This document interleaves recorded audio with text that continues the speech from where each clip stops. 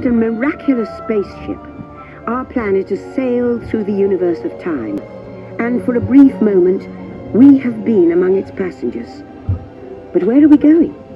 And what kind of future will we discover there? Surprisingly, the answers lie in our past.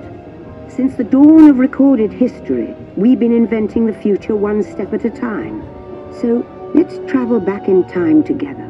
I'll show you how our ancestors created the world we know today, and then it will be your turn to create the world of tomorrow.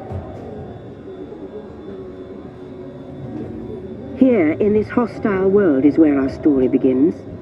We are alone, struggling to survive, until we learn to communicate with one another.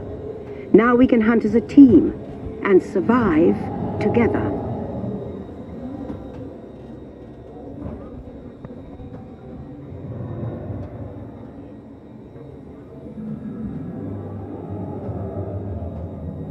It takes 15,000 years to come up with the next bright idea, recording our knowledge on cave walls. There was only one small problem. When we moved, the recorded knowledge stayed behind.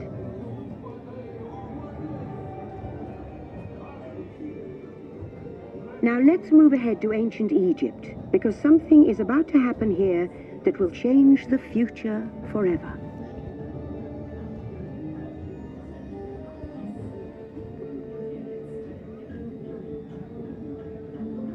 This unknown Egyptian pounding reeds flat is inventing papyrus, a sort of paper. Papyrus, in turn, creates better record keeping of plans, designs, and unfortunately taxes. But it also brings with it the dawn of great civilizations. At this point, each civilization has its own form of writing, which none of the others can understand. But the Phoenicians, who trade with all of them, have a solution. They create a simple common alphabet, adaptable to most languages. Remember how easy it was to learn your ABCs? Thank the Phoenicians. They invented them.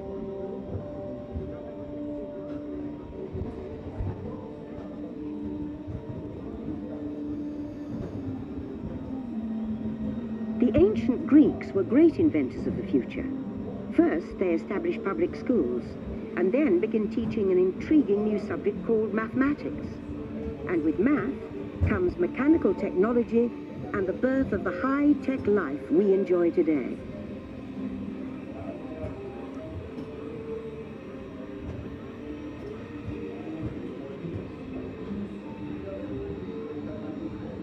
With lessons learned from the Greeks, the Romans create a powerful empire.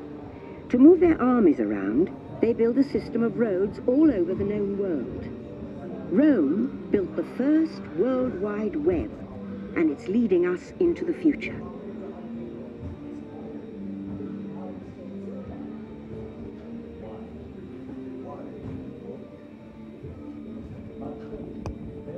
But then we hit a roadblock. Rome falls, and the great library of Alexandria in Egypt is burned. Much of our learning is destroyed, lost forever. Or so we think. It turns out there are copies of some of these books in the libraries of the Middle East, being watched over by Arab and Jewish scholars. Call it the first backup system. The books are saved, and with them our dreams of the future.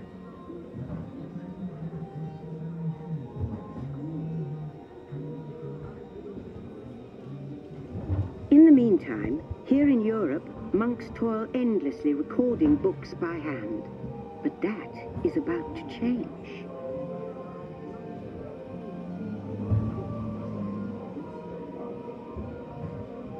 In 1450, Gutenberg invents the movable type printing press. Now knowledge can travel as fast as these new books, and travel they do. Books make it easier to invent the future in every field, and the result is an incredible explosion of innovation we call the Renaissance.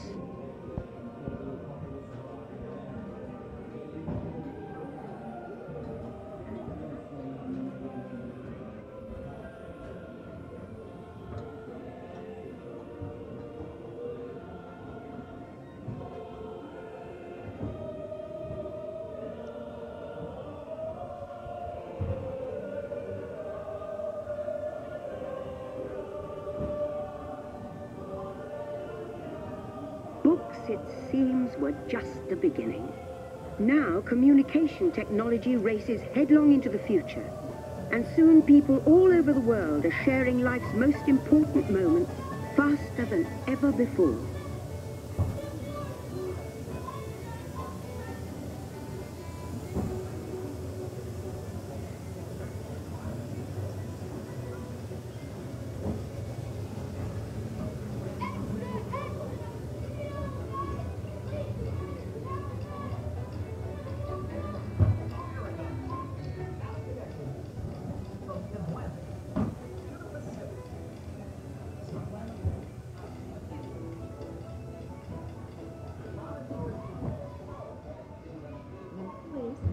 I'm sorry.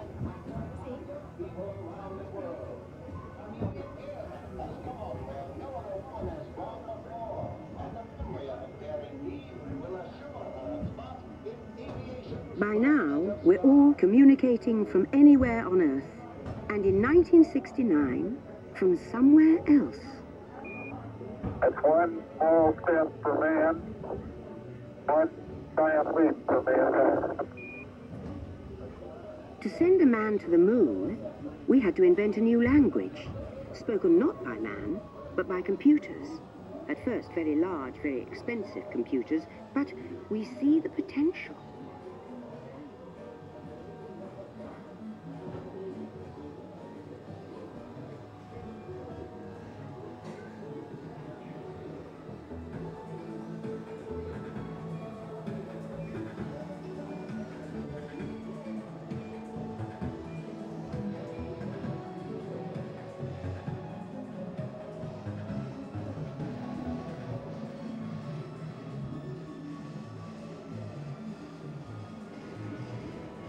What if everyone could have one of these amazing machines in their own house? There's just one problem. They're as big as a house. The solution comes in, of all places, a garage in California. Young people with a passion for shaping the future put the power of the computer in everyone's hands. Together, we form a super network that glows with billions of interactions. And once again, we stand on the brink of a new renaissance.